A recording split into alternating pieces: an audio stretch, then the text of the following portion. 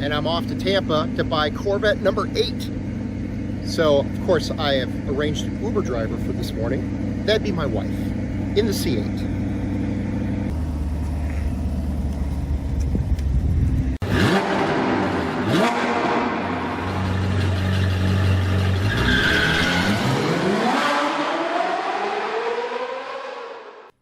Now, if you're new to my channel, I do a lot of Corvette content. Since 1996, between my wife and I, we have had 7 different Corvettes. And I've started a trend to buy a car in the spring, film it for the summer, and sell it in the fall. Last year, it was my 1995 C4 Corvette. Now I'm buying a 2002 C5 Coupe with 98,000 miles on it, a one-owner car located at a Honda dealership in Tampa, Florida. After getting some additional pictures and a video from the dealership, we came to an agreement on the price, and off I went to Detroit Metro Airport to fly down to Tampa, buy the car, which turned out to have a few issues as you'll see, and drive it to 1,200 miles home.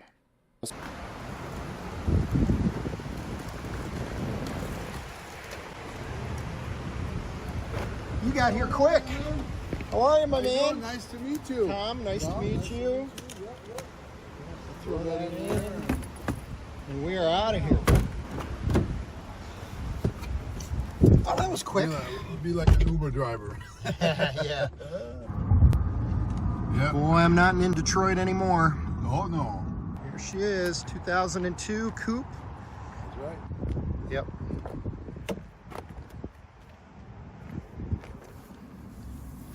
Wow, it almost makes me wonder if they had the seat redone. It looks brand new. I know, right? It does. Oh, it has been redone. I can tell. It doesn't say Corvette on it. Oh, yeah, that's true. Yeah, Yep, because that is what it normally should say, is Corvette on the back. All right, let's...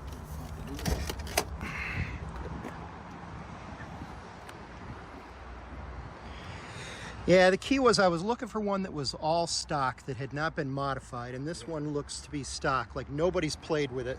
Yeah, no, it didn't seem like it. I mean, not that I know much about it. Oh yeah, she's gonna need new logo on the front, but that's not surprising. I'm sure the stones have killed that. Oh,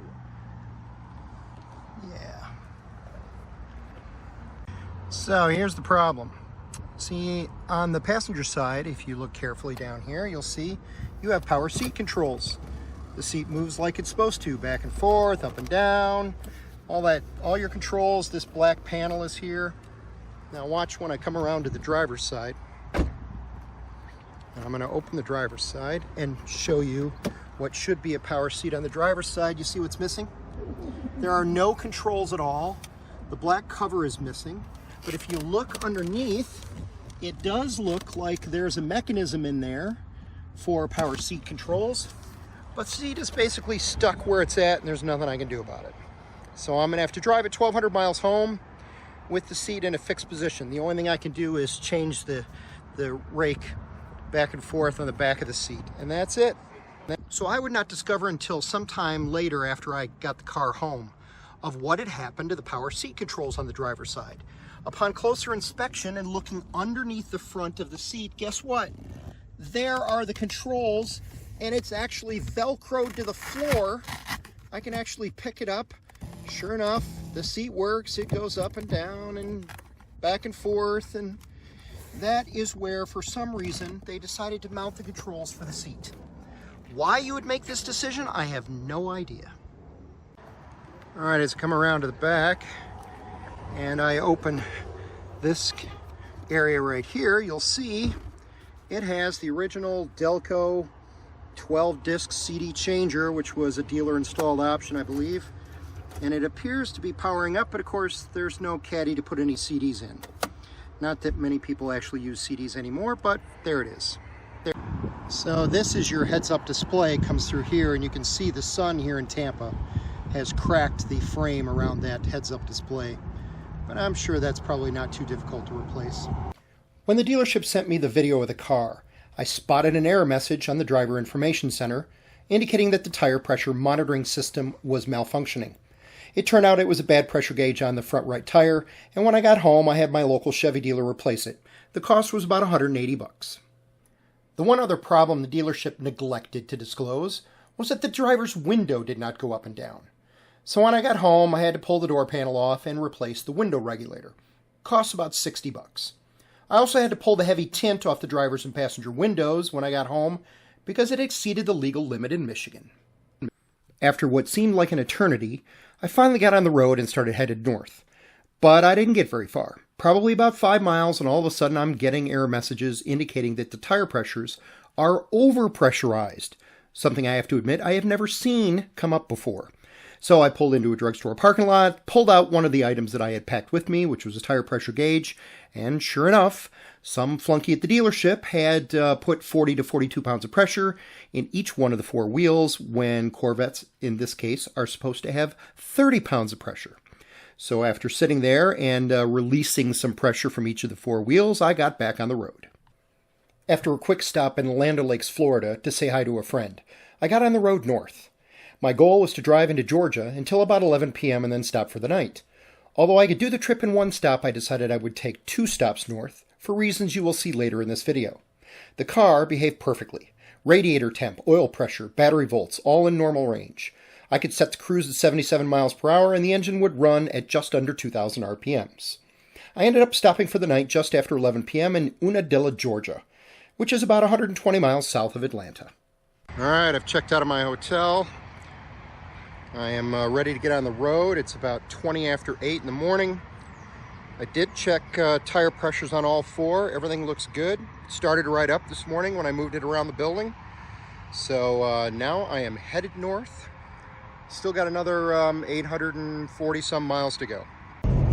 Well, I didn't get far today. I made it about 10 miles and now I have a check engine light that has come on. Now it may just be because I'm low on fuel, because I'm below 1/8 of a tank of gas.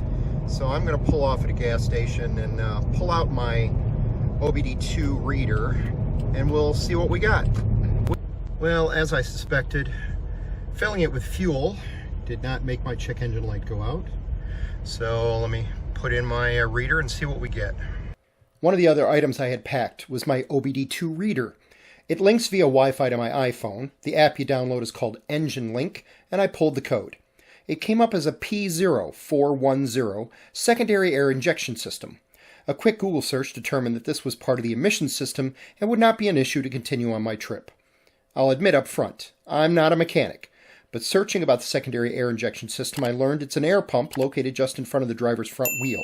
It pumps air into the exhaust manifold on startup to lower initial emissions levels coming out of the tailpipe. So, having cleared the code, I continued on my way. I made my way up I-75 through Atlanta, slogged through the usual Atlanta traffic, and up into Tennessee. As I planned my trip home, I had realized that I-75 passes only about 2 hours away from Tail of the Dragon. For those of you who are not familiar, Tail of the Dragon is a famous driving road on the border between North Carolina and Tennessee. It's 318 turns in about 11 miles. And I've been there once before on a road trip with friends back in 2022. That video can be found on my YouTube channel, and I'll put a link in the description below in case you want to check it out. I had been following the weather and thought I had timed it just right. But the rain hit Tail of the Dragon about 15 minutes before I got there. Of course, I had no one to blame but myself as I made a short excursion to the Harrah's Cherokee Valley River Casino that I found along the way. I'm always a sucker for checking out a new casino. So when I got to the Dragon, it meant instead of a more spirited drive, I had to be more cautious.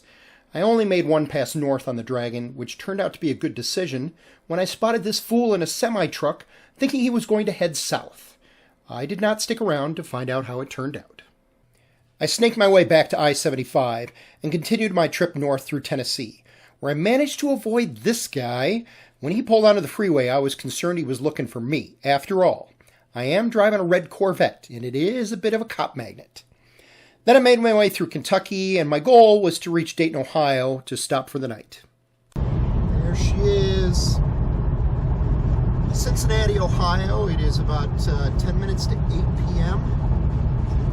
I'm just rolling into Cincinnati. 680 miles later, we're parked at the Days Inn for the night. Car ran beautifully. Catch some sleep just north of Dayton, Ohio. Oh, geez. We've got some guys practicing their snare drums over here. Must be some band competition or something they're practicing for. Seems kind of crazy at 10:15 at night. Anyways, get back on the road in the morning. Got another stop to make before I head to the office, which will be a bit of a surprise. That's coming up next. 9 a.m., getting back on the road. Got a special stop here in Dayton that I'm going to do, which I think you'll find is really cool. Here we are, the National Museum of the United States Air Force. Oh, look what's on the property. For many years, I did a trade show in Dayton, Ohio, and always wanted to stop here, but never did until this day. I had planned to spend perhaps an hour or so walking around and checking it out, but it quickly became clear to me that I would be here a lot longer than that. In fact, I would spend almost 6 hours looking around the museum, and I still feel like I barely scratched the surface. If you're in the area, I highly recommend it. And believe it or not, there were a couple of cars on display, including this one, the Vapor Special Operations Supercar. The Vapor was one of 2 custom-built automobiles commissioned by the Air Force Recruiting Service in 2009 for its Project Supercar recruiting campaign. This fully customized Dodge Challenger was built by Galpin Autosports of Van Nuys, California. The Vapor's blacked-out command center interior is equipped with an aircraft-style controls, a passenger-side steering wheel, and a windshield heads-up display with both night and thermal vision capability. The Vapor Supercar toured the United States for more than 7 years with the Air Force Recruiting Service, educating the public on opportunities for officers and enlisted airmen. It was delivered to the museum in August of 2017. After leaving the museum, I jumped back on I-75 headed north, and it did feel good to cross that border back into my home state of Michigan. So here we are 1,260 miles later. The car is finally back home. Okay, technically it's not home. I'm in a car wash about 2 miles from home, but close enough. You get the idea. It performed pretty well. Yeah, check engine light kicked on a couple of times. It averaged probably about 27.5 miles per gallon, which I was pretty impressed with. And I've already pointed out a few of the things that now need to be taken care of. But you know what? Overall, I'm pretty happy with my purchase. My name is Tom Stroup. You've been watching Find the Right Road. If you enjoyed this video, please click the like button and consider subscribing to my channel. Thanks, and we'll catch you next time.